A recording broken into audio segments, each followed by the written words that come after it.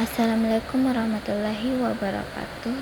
Ibu yang terhormat, perkenalkan nama saya Andi Mukni Makfira, program studi dari pemanfaatan sumber daya perikanan. NIM saya adalah L051251028. Saya akan mempresentasikan hasil tugas saya, yaitu kebijakan dan regulasi dalam sektor perikanan di Indonesia. Baik, adapun pendahuluan yaitu dari kebijakan dan regulasi perikanan menjelaskan bahwa pengelolaan sumber daya ikan dilakukan berdasarkan standar hukum dan prinsip internasional untuk memanfaatkan, mengonservasi, dan mengelola sumber daya ikan di wilayah laut Indonesia secara berkelanjutan. Kebijakan ini bertujuan mengatur pemanfaatan sumber daya ikan agar tidak berlebihan dan menjaga kelestarian lingkungan sumber daya ikan dengan dasar hukum utama yaitu Undang-Undang Nomor 31 Tahun 2004 tentang perikanan dan tindak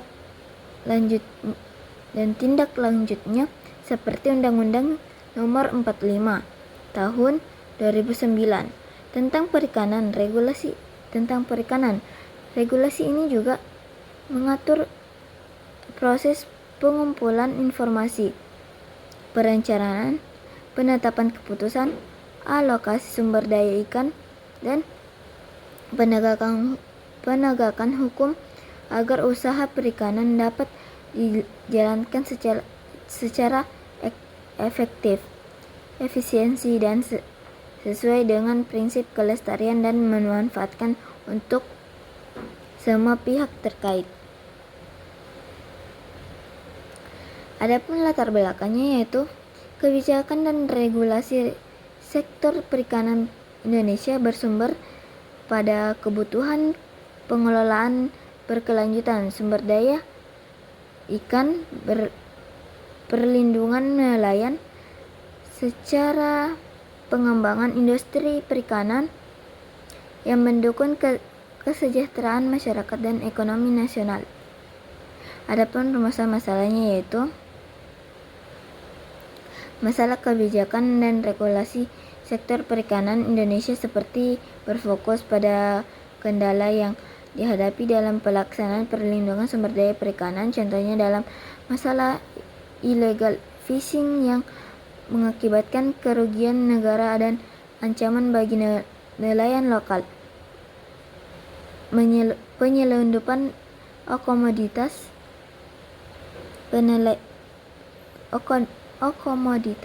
perikanan seperti benih lobster yang mengganggu keberlanjutan budidaya dan mengurangi pemasukan pajak negara. 2.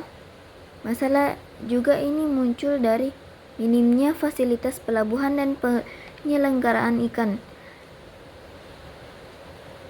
kurangnya koordinasi antara pemerintahan pusat dan negara, serta konflik wilayah tangkap ikan yang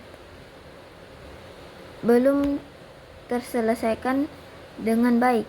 Semua ini menjadi pokok rumusan masalah untuk memperbaiki pengelolaan dan berkelanjutan sektor perikanan di Indonesia agar lebih efisien dan berkelanjutan.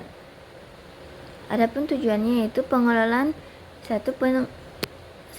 pengelolaan sumber daya ikannya. Adapun tujuannya yaitu pengelolaan sumber daya yang berkelanjutan agar stok ikan tetap terjaga. 2.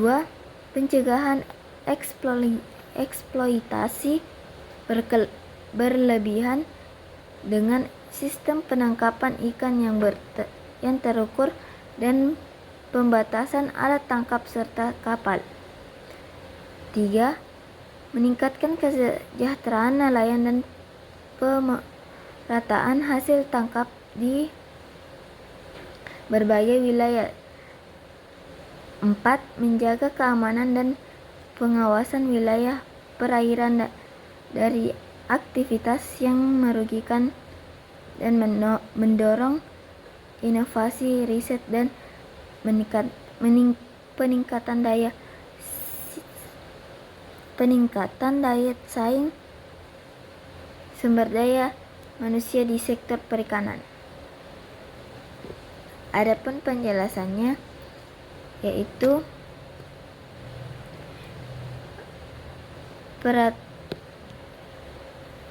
Peraturan Menteri Kelautan dan Perikanan Nomor 23 Tahun 2021 tentang standar laik operasi dan sistem pemantauan kapal perikanan yang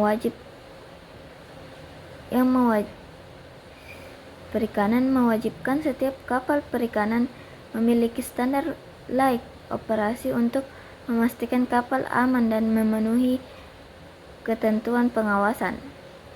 Adapun Peraturan Menteri Kelautan dan Perikanan Nomor 28 Tahun 2023 tentang penangkapan ikan terukur mengatur tata cara penangkapan ikan yang sesuai dengan kuota dan standar yang ditetapkan.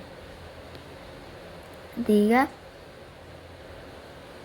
Peraturan Menteri Kelautan dan Perikanan Nomor 10 Tahun 2021 mengatur standar kegiatan usaha dan produk dalam penyelenggaraan perizinan berusaha berbasis risiko di sektor kelautan dan perikanan. Adapun kesimpulannya yaitu dari kebijakan regulasi dalam sektor perikanan Indonesia adalah kewajiban tersebut dirancang untuk mengelola sumber daya perikanan yang berkelanjutan dan adil dengan pengawasan dan tata kelola yang ketat. Regulasi seperti ini penangkapan ikan terukur mengatur kota dan zona tangkap untuk menjaga kelestarian sumber daya ikan serta mendukung pemerataan ekonomi.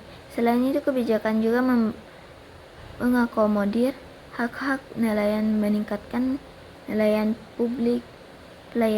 publik, serta menekan praktik penangkapan ikan ilegal, tidak terlaporkan, dan tidak teratur.